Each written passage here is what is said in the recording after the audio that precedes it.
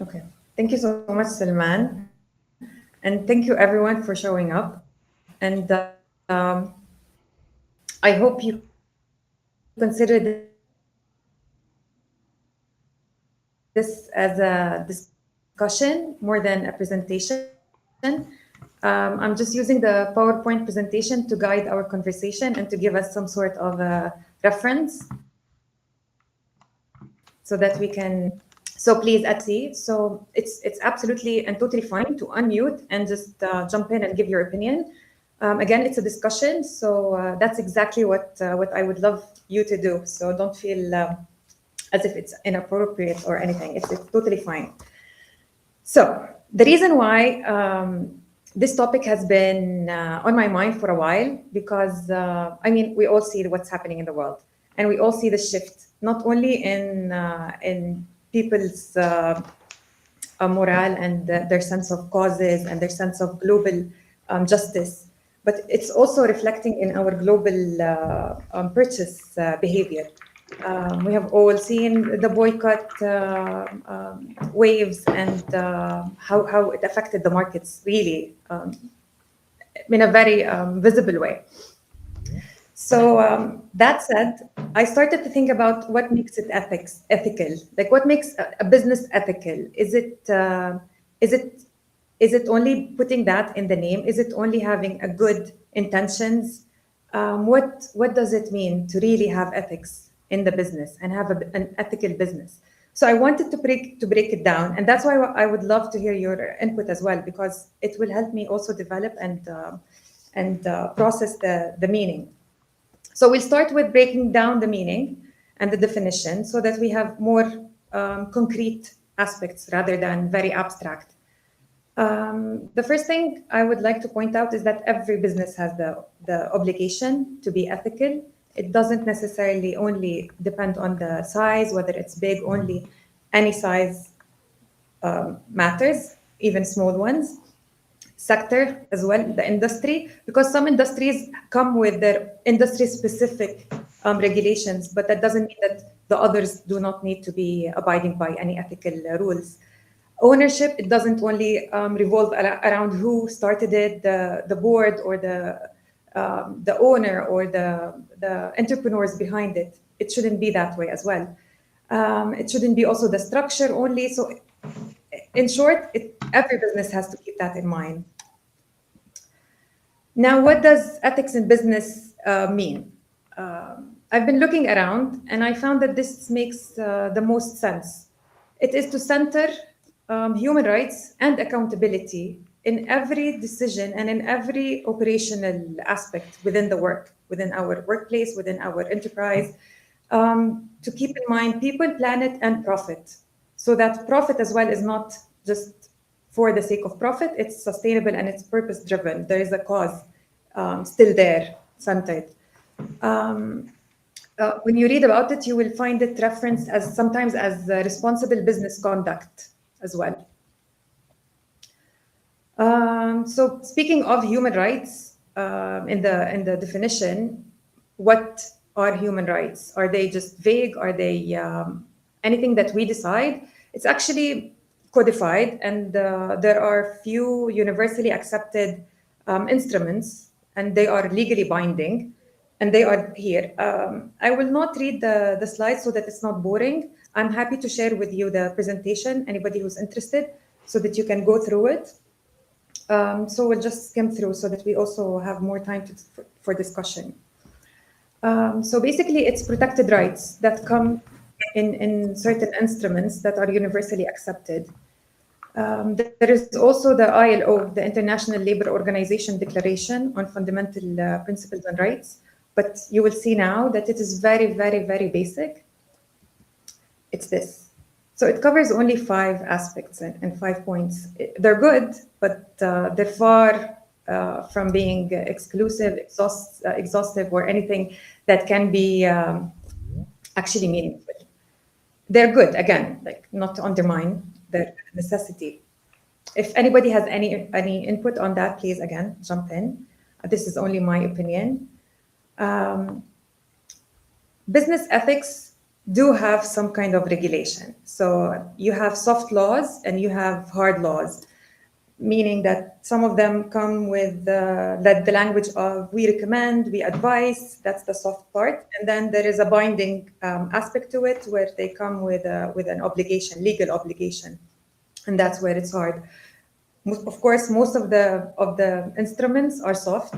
So that's the sad part. That's why it's not mainstream. It's not streamlined across the universe because the language is always very soft and very.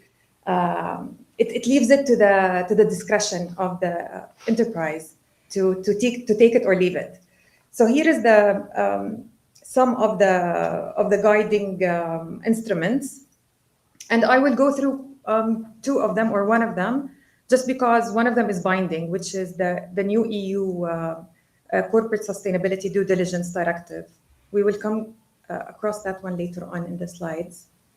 But just take a look, and I'm happy also to share another document, very short, about which ones are hard and which ones are soft, just for your info, if you like. Now, what I want to also talk about is, because it will be linked to what, please. Just sorry for the interruption. Could you just click on the hide button that says, stop sharing and hide, and then yeah, then it will not obstruct your text in future slides. Thank you. Ta-da. There you go. Is it good now? Yeah, thank you. We can See, still see I it. had no idea that you can see it. Yeah. Okay. So I want to talk about some specific set of rules, which is in the Islamic Sharia. Not to sound missionary, but it's very exhaustive. It's comprehensive in a way, and it has existed for more than 1400 years. And through my studies and research, I haven't seen anything as comprehensive. And again, this is my opinion. I'm just putting these five, which I'm not the expert on this, so please do not take it as 100% correct. They are correct, but they are not the only ones. Those are the ones that made sense to me because otherwise it becomes a bit more financial, etc., which is too difficult for me. It's not my discipline. I tried to put the logic as in the intention, like starting from halal and haram, what we can invest in, work in, consume, etc. And then going to the intentions we have, which is honesty and transparency. We have to go in with that kind of intention to begin with. And then justice and social responsibility. So our enterprise, in the grand scheme of things, in the universe, in the community, in the social responsibility aspect, especially when it comes to money flow, money circulation, and the concept of zakah, which is charity, but it's more of a duty. And then we have, once we're done with the intentions and all of these nice abstracts, then we have the actual contracts and the actual interactions and what comes with that. And finally, the profit, because every business eventually wants to profit. So profit is not just for the sake of profit. It comes with an intention. It comes with a very conscious mentality, and it has to benefit the society as well. So these are, in general, the highlight. And one sentence, it's not a sentence, it's a saying by the Prophet. It's a bit longer than this, but the core is when one of you does a job, one should perfect it. And this is like a golden rule of thumb I have held very dear in my work. And it has guided me in so many ways, actually. So now, and I hope I would hear your opinions on this. After going through these points, and of course, from your own experience, from your own perspective on the global market and the global shifts, do you think that ethical business is optional or is it essential in today's market? Is it still something that we can go without, or is there a growing need to actually move in that direction? I can't see any hands, and I can't see again if anybody is interested in sharing, but I'll continue as long as nobody is on mute and sharing. So I'll just examine some parameters and motivations to why businesses should be moving into an ethical context. First of all, linking to the Islamic Sharia, there is the faith-based requirements. You will see that the market, the Muslim market, is expected to come to 3.36 trillion by 2028. And Muslim halal products are not only for Muslims, they're actually attractive for a huge segment of consumers that are looking for ethical consumerism and sustainable economy, because halal is not just the product, it's the cycle, and it's the type, it's the source, it's the whole production assembly line, etc. So if you're looking for something that, and it's also very mindful of animal rights as well in so many ways. So if you are looking for something that can feel like it can feel true to your moral and your ethical commitments, so many people are shifting to consuming halal. So that's an encouragement, because the market is only growing.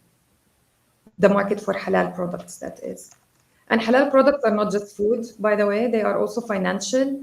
And there's a wide range of products in that sense, including fashion as well and all of that. The other aspect or the other motivation is the new EU Corporate Sustainability Due Diligence Directive. This is a directive that has been adopted very recently, which, as you can see, in 2024. It was supposed to come into effect within 20 months of adopting it. So it was supposed to be already done by January 2026, which is a couple of months ago. Nothing happened, or at least I couldn't find anything tangible about actual implementation. Of course, given what's happening in the world, I think this would be a good reason for them to delay.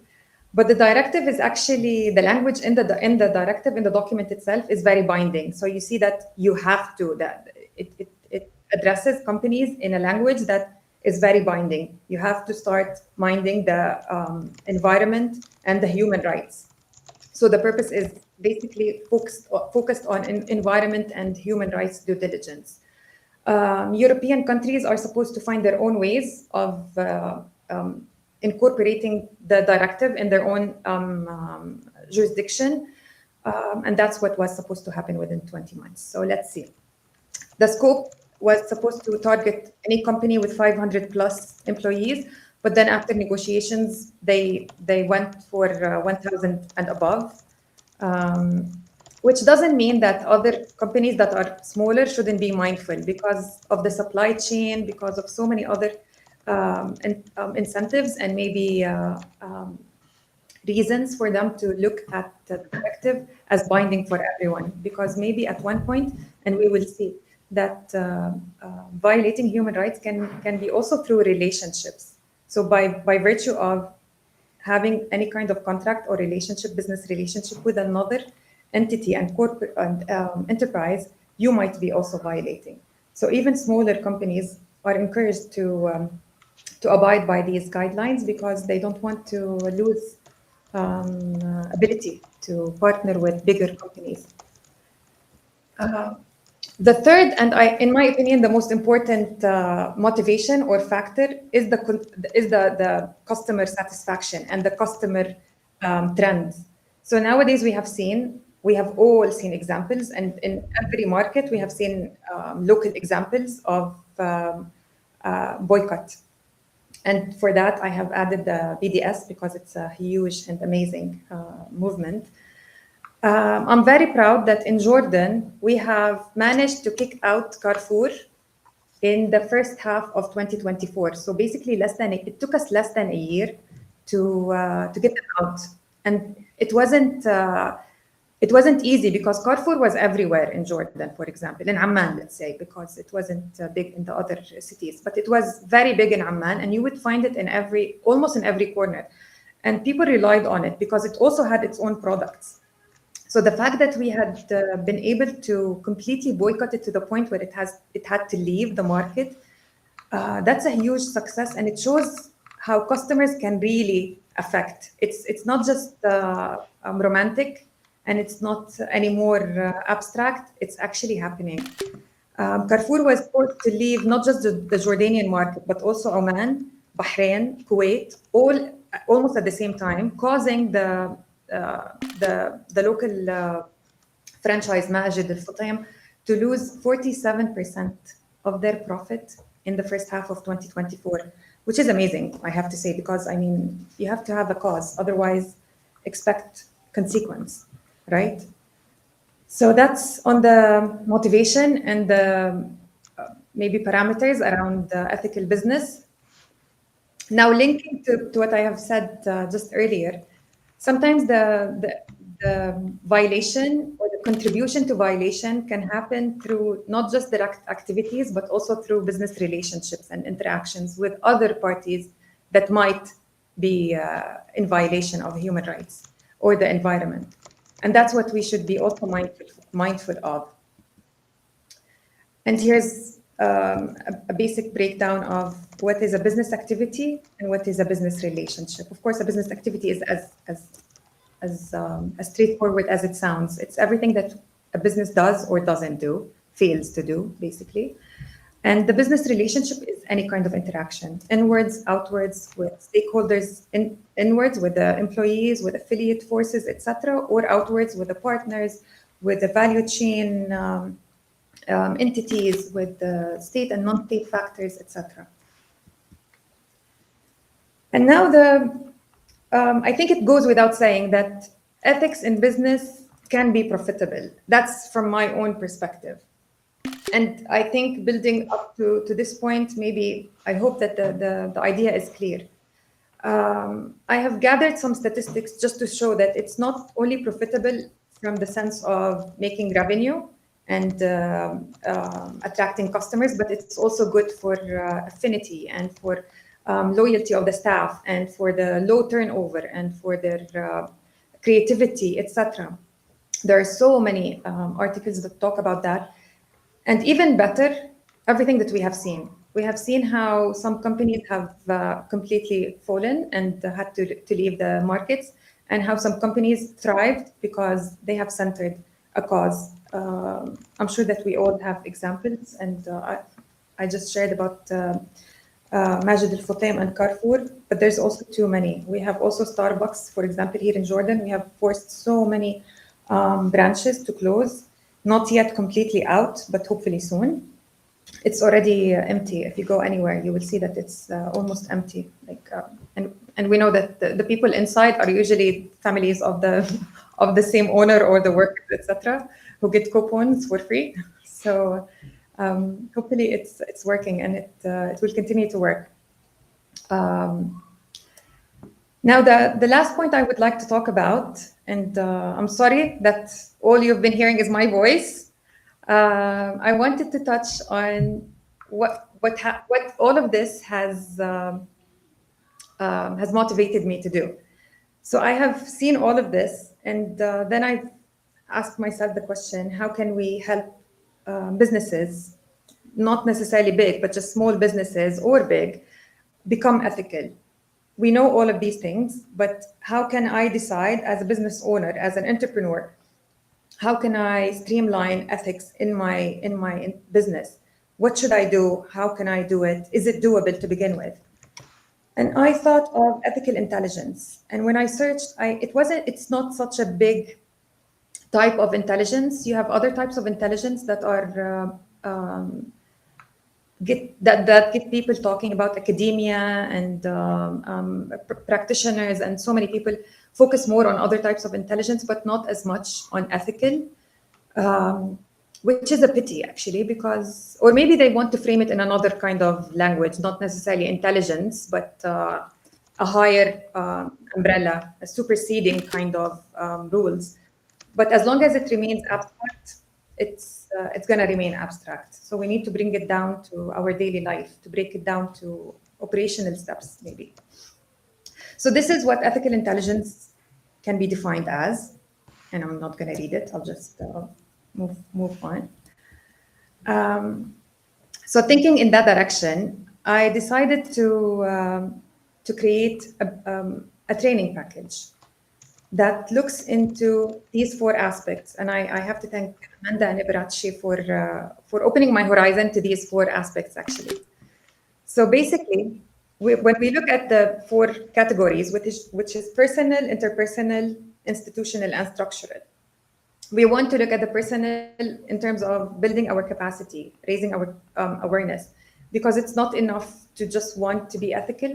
There are minimum or base knowledge that we all have to know, that what we have to share as well, because these terminologies exist and they have a universal kind of meaning. So we cannot use it in a different context. We cannot, or we cannot even bring our own definition sometimes for certain terms that exist and have existed for a while, and they have their own instruments and meanings. So one of these things would be protection mainstreaming, and protection doesn't mean bodybuilders or safety personnel. It's actually just centering the human rights. We're centering rights in everything. So we center our rights as business owners. We center the staff rights, the employees, the society, the customers, the stakeholders, etc. So it looks at accountability towards all stakeholders, and that's protection mainstreaming. And it can be applied to all. It should be applied to all business operation and steps. And then we have the corporate social responsibility, the CSR, which is a very universal term, and so many companies have their own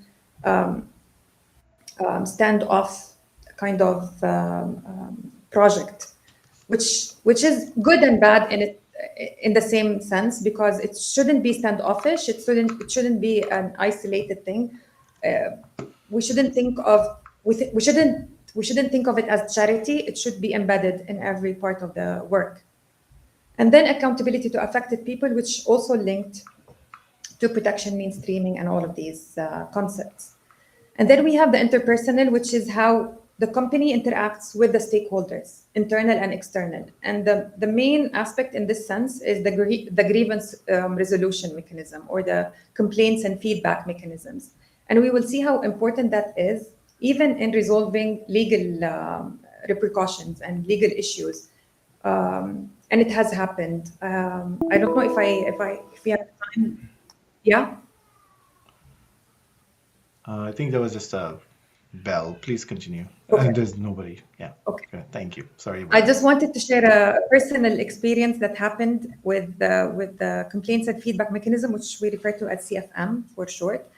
In my last job, there was no functioning CFM, because it's not just a hotline and it's not just an email that says email us if you are unhappy or if you want to complain. Here you go.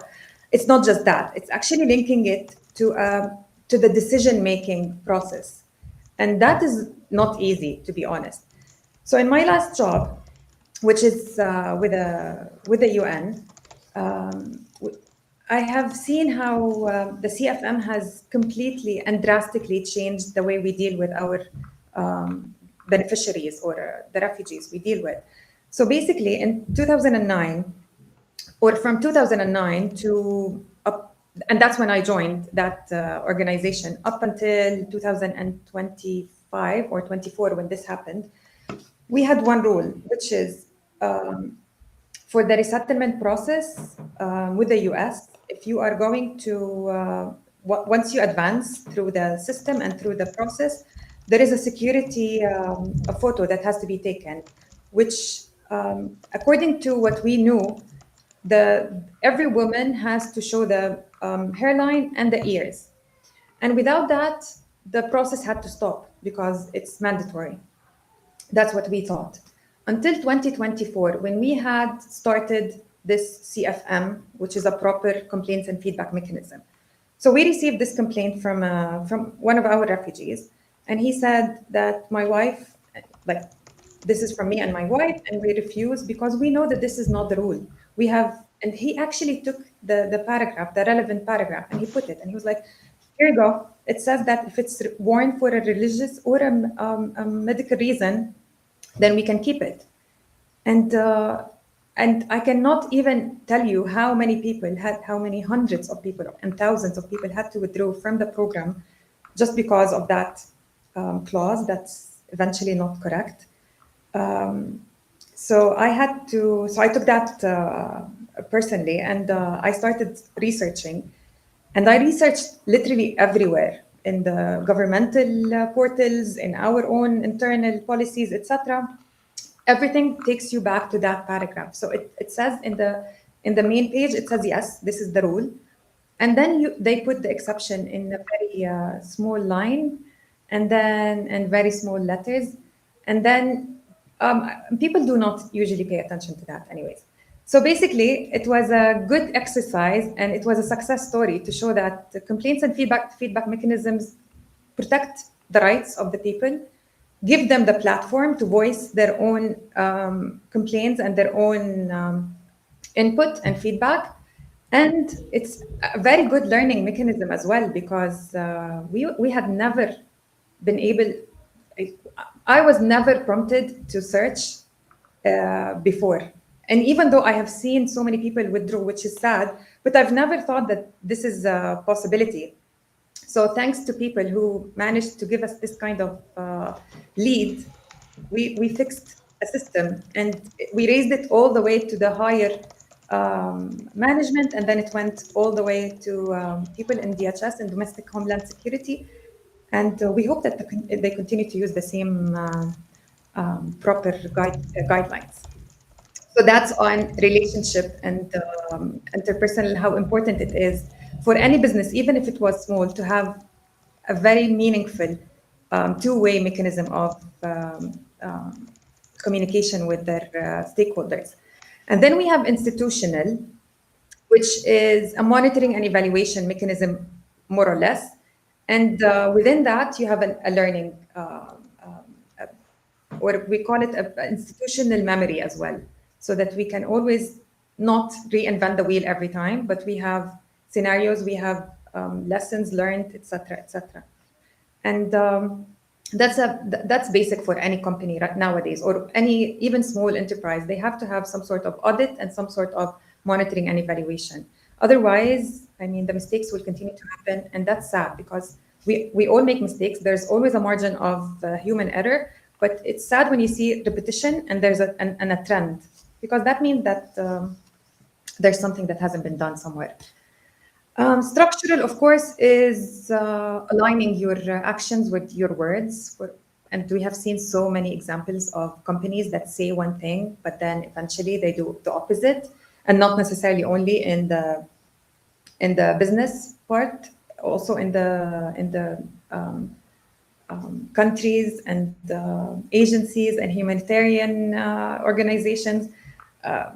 That's where you can see the hypocrite side and the double standards and the eloquent words that lack meaning sometimes. So it's very good to keep an eye on that. And there are so many people who are good in these areas, especially the PR people and the communications teams. Now, the cross-cutting themes would be data governance, because through all of this, we need to make sure that the data is properly handled, managed, processed, and even disposed of. And we have to know how to generate the data and generate stats and use it to analyze and to report, so that we can use it also for our benefit, to attract more investors and show progress, and show that this is a lucrative business, for example. So this is just to take you into a glimpse of the project that I'm working on. And the question is, can we measure ethics in business? And after all of that, I would like to say yes. And it's, again, another tool that Cecile, who's in the audience, and I'm not trying to put you under the spotlight, but Cecile and I are working on a tool called Lighthouse, which has more than 15 different criteria that looks into these different 15 criteria across all of the business operation. And we score it, we categorize it, and we eventually give you an understanding of where this company stands, whether it's scoring high or low, where does it score higher, where does it fail, etc. So you can see, and it's also good for the company itself to keep an eye on these things so that it stays true to its commitment, and it sees where the numbers are failing or the numbers are good, the scores are good. Now I'm just wrapping up. So if a business has actually caused or contributed to human rights violation, which could happen because I mean we don't operate in silos. We again, it can be. It doesn't necessarily need to be our own activity. It can be also from a business relationship, and we have absolutely no control over that.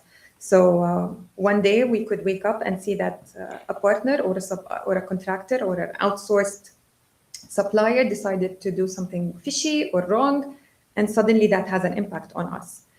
Of course, it goes without saying that we need to take the steps to fix it. But one way of immediate and very low cost way to keep all of this before it blows out of proportion is to have a mechanism to a two-way communication mechanism with the stakeholders, non-judicial grievance mechanism that literally costs nothing to the company compared to the other expenses. And it solves the problem sometimes. It has happened. I'm sure that we have all seen examples where a complaint that could be a violation, like a grave violation of human rights, it was solved by sending the complaint to the company or to the business, and then they have escalated it properly and then eventually resolved it properly. That would save them legal repercussions and long and lengthy process that could also result in reputational harm to them. And with that, I will end it here. Thank you so much for listening, and I hope it wasn't boring, and I hope it was interesting for some of you. And I just want to say that ethics is not just a name you center, is not a symbol you center in the name. It's an ongoing, continuous commitment. So we need to stay true to that throughout. And I'll stop sharing now. Thank you so much, Ella. That was And great. That was, don't sell yourself short. That was not boring. It was a great learning opportunity for us, and we had a lively conversation going on the side. And when you asked your first question, Dr. Ayubi mentioned that when you asked your question about is it possible to have ethical business, and she answered by saying it is essential but almost impossible to find in large corporations. And then Mesa mentioned absolutely essential, and the challenge is showing the return on investment of ethical business practices. I'm adding the last couple of words myself. I assume that's what she meant. Anyways, back to you, Ella. oh, I'm just seeing the chat now, so I wasn't able to see any of that. Does anybody would like to come in and share their question or their point? Hi, Amanda. Hello. Did you just come in because you wanted to say something, or the laptop decided to put the focus on your photo? I do have something to say. Okay. Thank you for this presentation, Ala. Please. Thank you very much. One of the things I appreciated was the point that you made about the photograph, the story that you told us about the husband writing and saying, "Hey, we're not participating in this," and how that just reminded me of how most organizations rely on things that they have always done and use that justification as, hey, we've always done it this way, and don't look at their existing processes and practices and policies to see how harmful those practices policies are, and not just harmful as well, because something doesn't necessarily need to be harmful in order to be exclusionary, right? But in this case, the harmful meets the in the example that you shared, the harmfulness meets exclusionary, because did you state something like about 1,500 people exited the program just because of this one small thing with the photograph? Is that what you stated? Did I hear that Not correctly? 15. I don't have statistics, but Mm, I have seen personally 100. And I only did that for 2 years. So you can imagine from 2009 up until 2024, how many had to withdraw because of that. We have seen hundreds, and I can say thousands easily withdrew, and with the big family, because so many families would not leave with their extended brother, etc., etc. So the whole extended family would withdraw together because they don't want to leave anybody behind.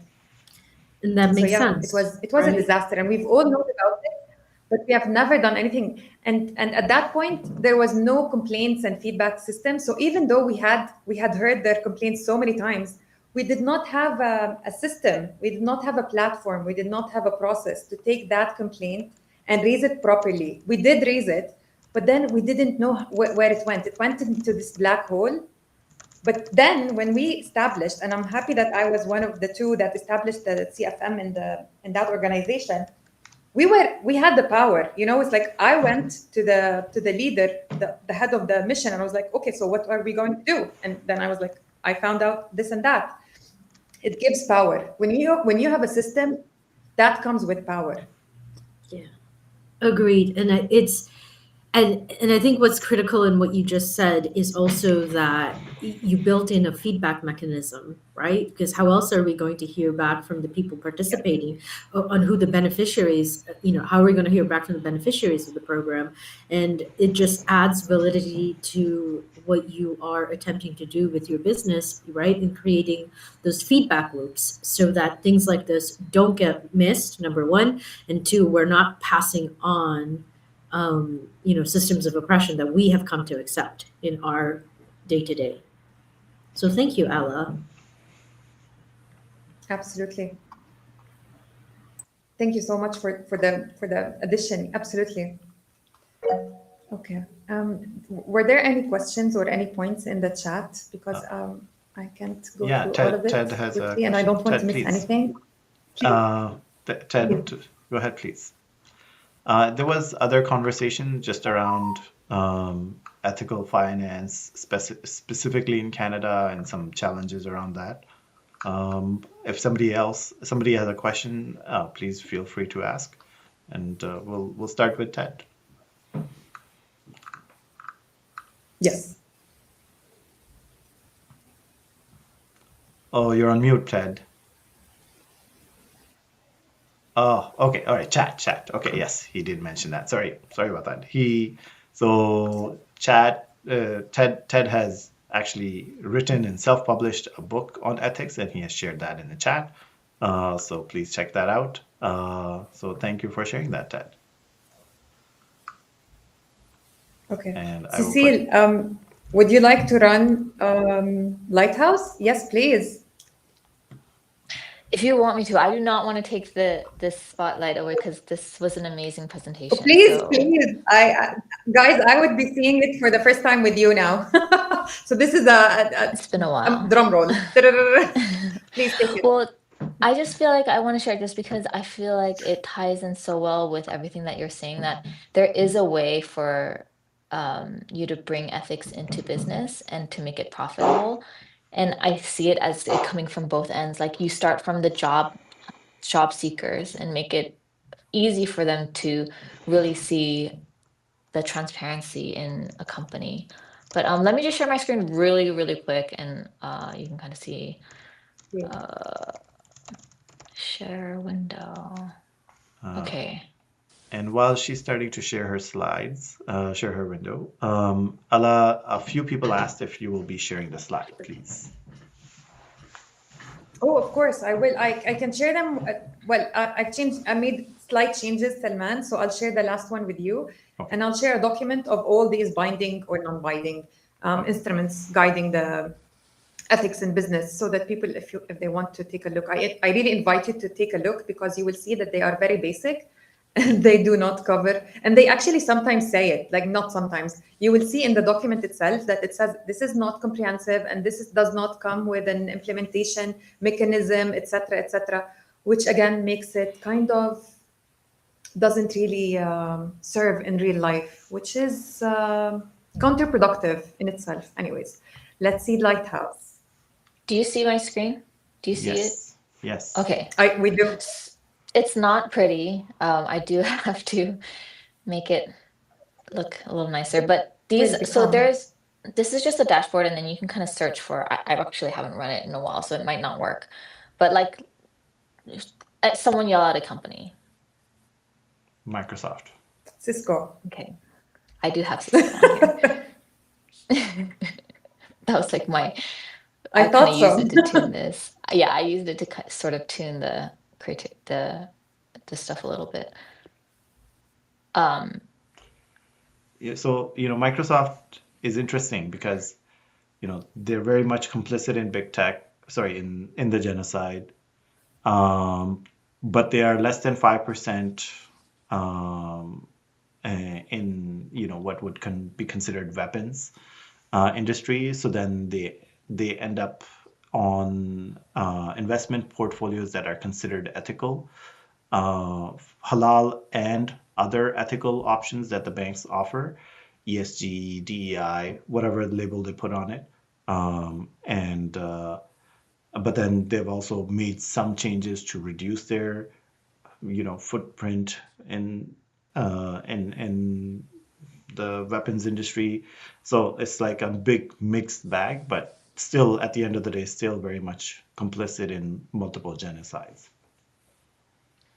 I think I might have failed to add funds to the anyways, okay, I'm gonna skip this because there's a bug in here where if I change the tab, it like kills it. But so this is the criteria, and they're customizable. We have default criteria that only an admin can change. So these would remain static, and then you can add custom criteria as well.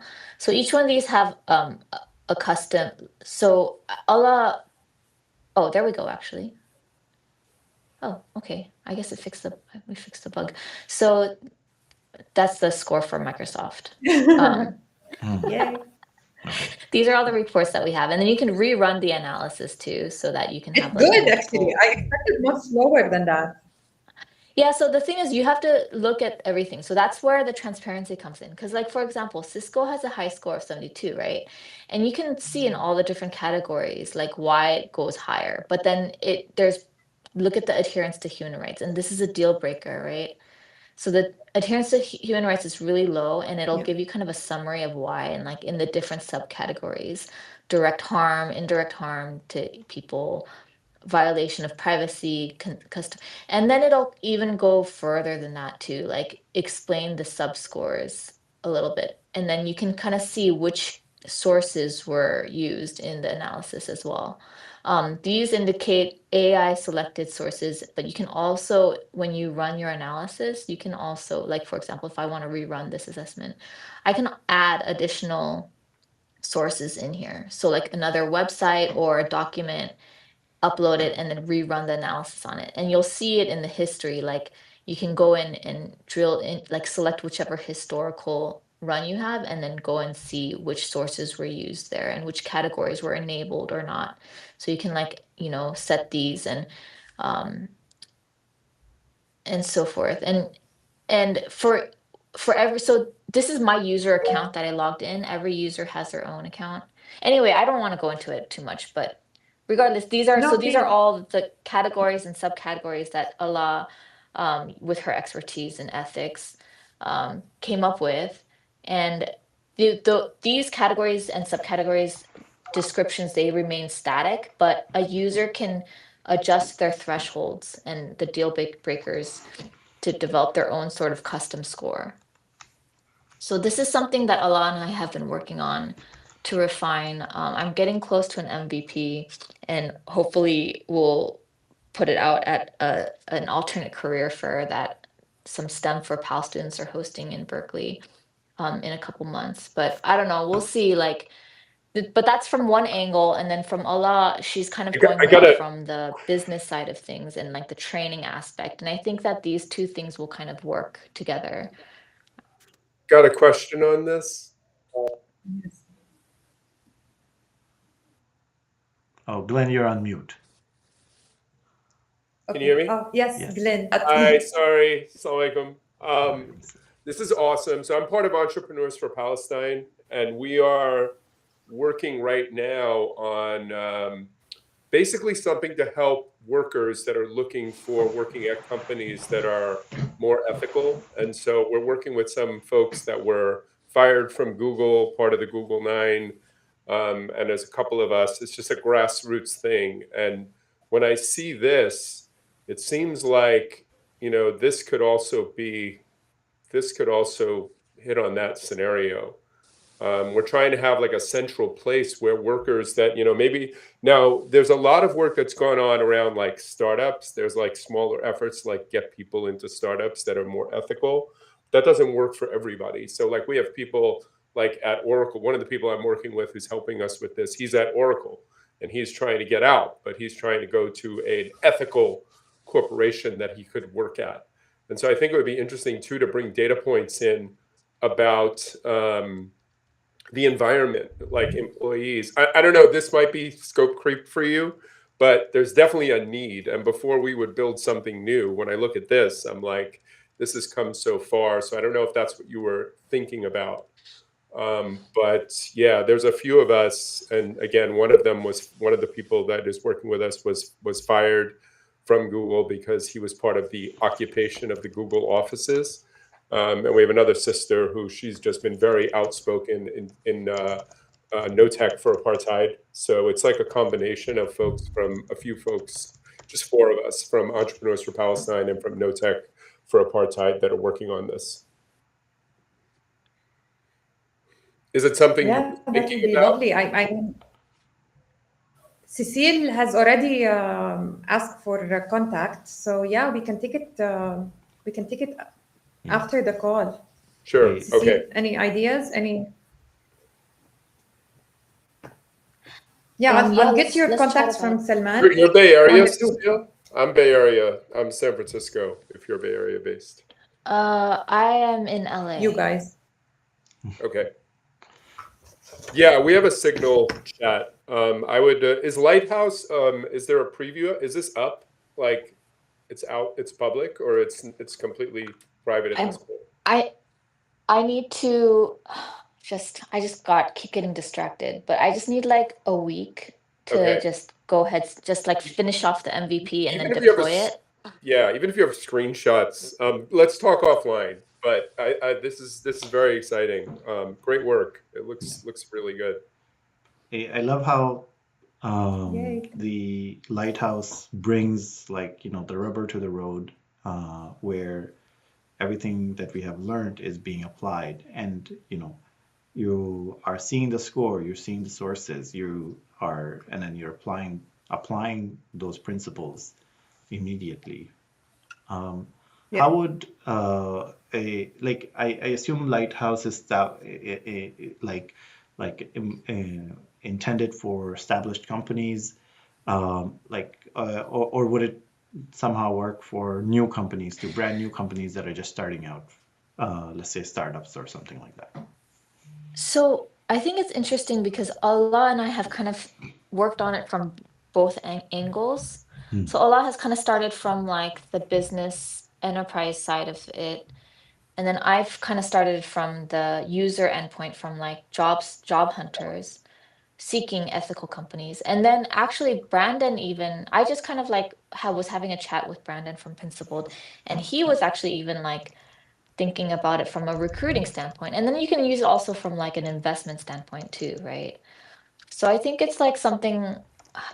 And another cool thing that I did not mention, but I do want to squeeze in there, is that I worked with a STEM for PAL student on it a little bit just to like get feedback. And she changed it completely where like it's also an ethical tool in itself, because AI itself is not ethical. And she modified the design to make it where you cache your AI assessment. So you only do an AI assessment for each company once every like configurable amount of time, for example, every 6 months. So your AI usage in this tool is minimal. And most of the work goes into computing, computing the custom weights, which is completely AI free. Right. And then, of course, there's always a Torah option as well, right? So Yeah. the Yeah. same kind of work. Yes. And, You can configure the AI agent as well. and it's like, for most tasks, it's like 95% is good, which is more than good enough. And for this task, it will be great. There's no reason. Yeah. So, um, yeah. So this is a tool more from like it came out of my discussion with Allah about all of this ethics in business, because it's a way to hold companies accountable and like really have a measurable, like what does it mean to be ethical, right? You have to be able to measure that. Yeah. Allah, one of the side Yes. conversations that we were having in I the would also chat. like to. Sorry, you go ahead, please. No. No, I just wanted to just add on the part that Cecile and I, when we started talking about it, we both saw it from the different angles. So she saw it from the user, and I was thinking, because I was incorporating it in the big scheme of my project, the whole ethics in the business, and how to help entrepreneurs or like existing businesses and enterprises to becoming more ethical and more committed to their ethical commitments. And it's a nice way to actually to have these both perspectives, because we also want Lighthouse to be to give. So this is one of our edges, is that we want to give back to the community immediately. We don't want to hold back any of the knowledge. We are not exclusive about our knowledge and sharing it only with people who pay money for the tool. We want to make it accessible for users, especially students or job seekers, so that it's an information tool in their hands. We don't want to hold information or to put a tariff or fees on knowledge. We want to share it. We want them to also to raise their awareness about these 15 plus criteria, and so that they are mindful about it in every aspect of their work, of their decisions, whether they want to go into this to work with this company or not. They have all the information they need. Not necessarily usually we only look at few things, but we want to widen the horizon. We want them to see so many aspects, so that when they make a decision, it's an informed decision. And then when we collaborate with businesses, hopefully, like financial institutes, for example, that put like Islamic financial services. They always have to be very transparent, very accountable about their choices, about where they invest their monies, the portfolios, etc. So we want to hopefully put Lighthouse as one of these tools that can show exactly the portfolio, where they're investing their money, for example, etc. So that's another way to use it. So yeah, we're looking at different ways of using Lighthouse, and we want to make one of them just free of charge for users to as an information tool, as our way to give back to the community. So I'll give it back to Dal. I think you wanted to ask a question.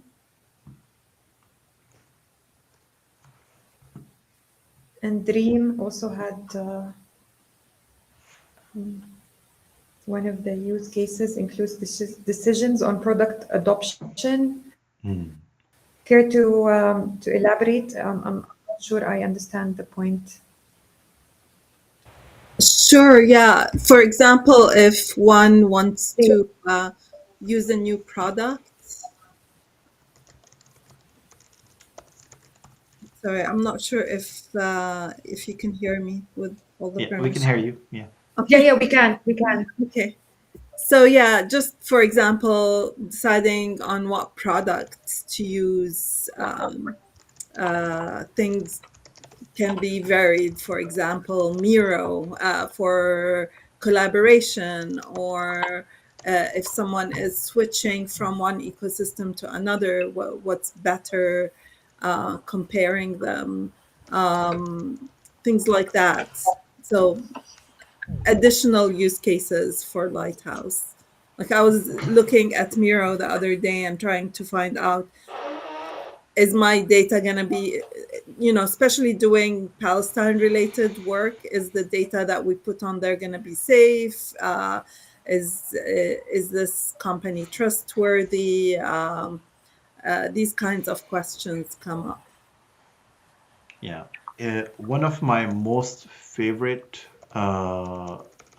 tools for, like, just at a very basic level is the wall plugin. It's available for Chrome and other platforms, and you just install it. And if anybody like if the company has any association with Israel, it will just let you know when you go on their website. And like, nothing comes up for Miro.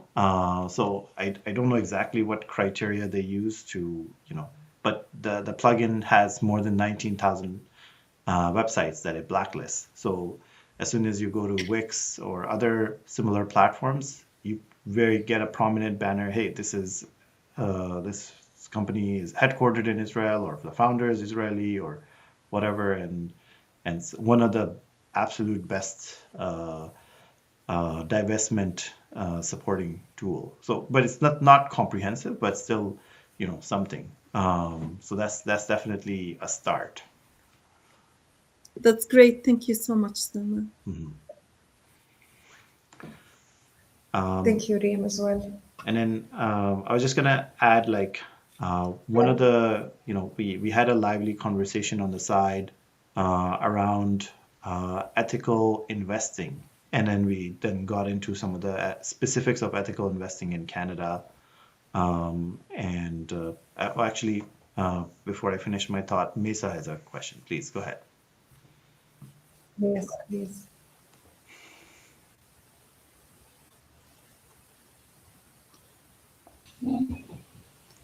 Mesa, I think you're muted. There you go. Can you hear me? Yes, we can hear you now. Okay. Sorry, you don't have to. I didn't want to interrupt you. Yeah, so I'll just finish that thought. Just so basically, like, it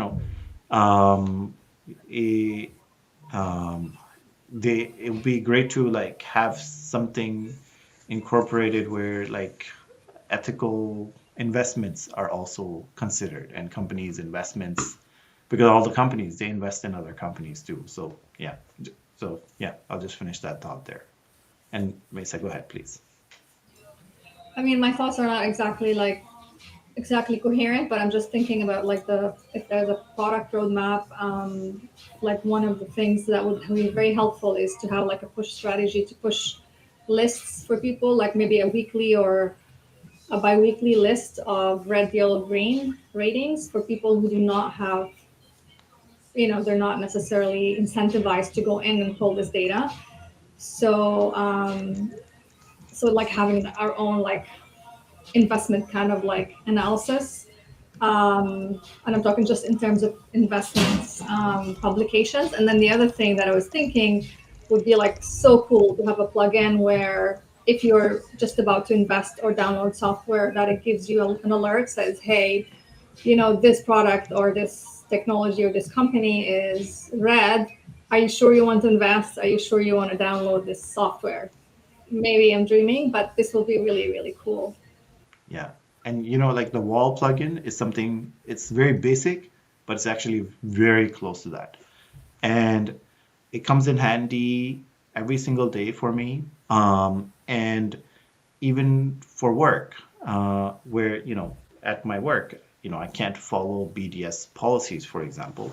But if I'm researching a new product, the plugin is installed. I go to the website. If it's Israeli associated, it's like it gets, delisted immediately. And then I look at other options instead.